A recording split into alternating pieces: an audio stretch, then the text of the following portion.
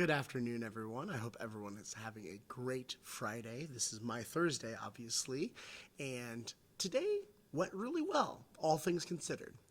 Lunch today, of course, is from Lean Cuisine Chicken Parmesan. Again, Lean Cuisine, if you want to sponsor any of these videos, that'd be fantastic. I am in charge of the Twitter account for the elementary school, so that's a thing. Considering how toxic Twitter can be, I'm not entirely sure how I feel about the elementary school having a Twitter account. We just got done with a few of the auditions for a big statewide honor choir for 5th and 6th grade. I'm very, very proud of my 5th graders that auditioned. I had 4 audition today. They've been working really, really hard. For 3 of the 4, this is the first thing they've done anything like this before.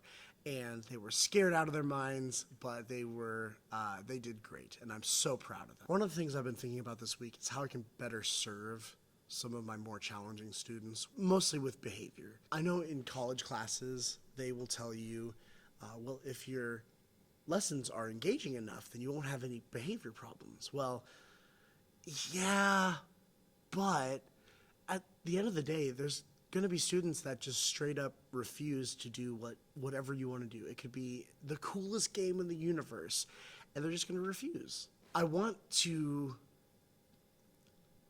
be able to reach out to those students a little bit better. There's one that I think of that, you know, he's got a hard time paying attention in class, and I really, really wish that I could crack his shell a little bit.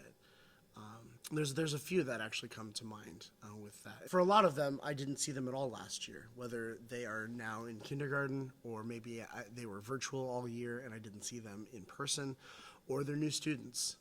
Still trying to figure out what's going on with this school. Tomorrow, we have professional development, which means a day full of meetings and such. Actually, not a day, a half day of meetings, which is fine.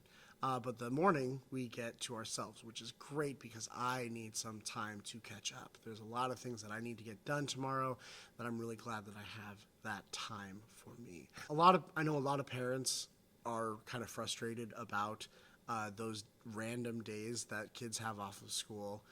I empathize with them, but at the end of the day, it's the trade-off of, well, do you want those days off of school or do you want an early release, you know, on Wednesdays or Thursdays or whatever? It's really nice to have the days where we get to work, where we have professional development, because sometimes those hour-long meetings in the middle of the week just aren't very productive. With that being said, there are a lot of times where our professional development is boring.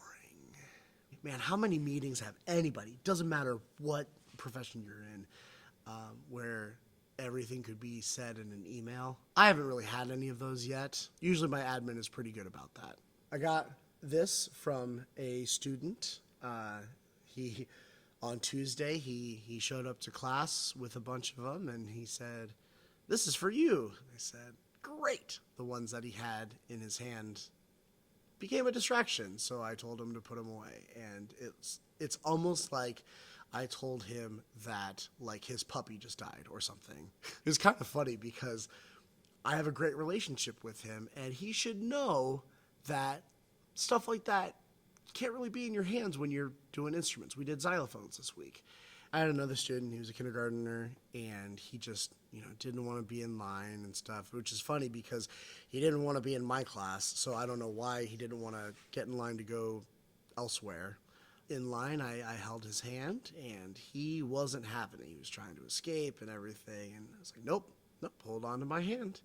So, as I said in a video, I never thought when I taught high school that, like, I would go back to, like, having students hold my hand and stuff like that. Never thought that I would be in that position, but here we are.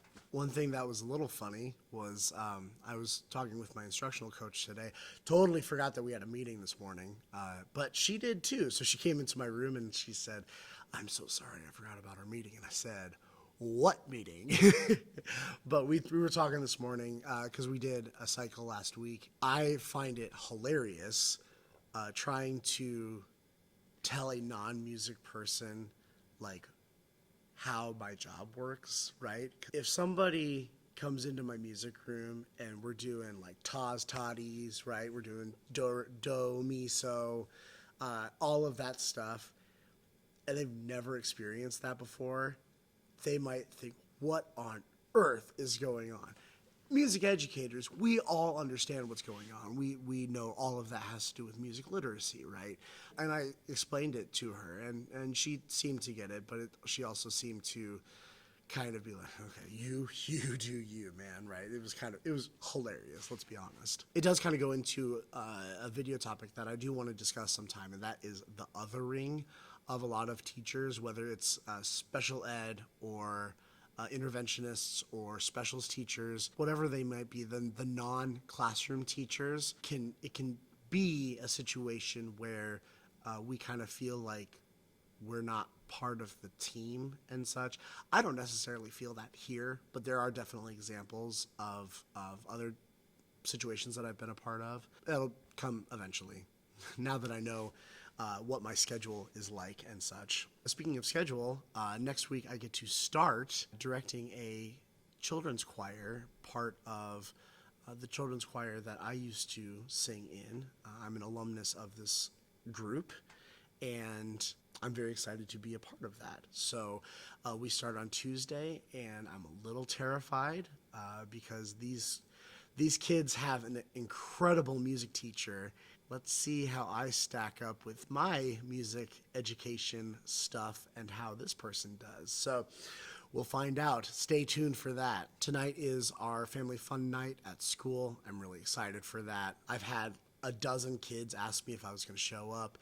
After the 6th or 7th kid, you kind of think, okay, yeah, I got to be there. Thank you very much for watching, and I will see you next week. Bye, everyone.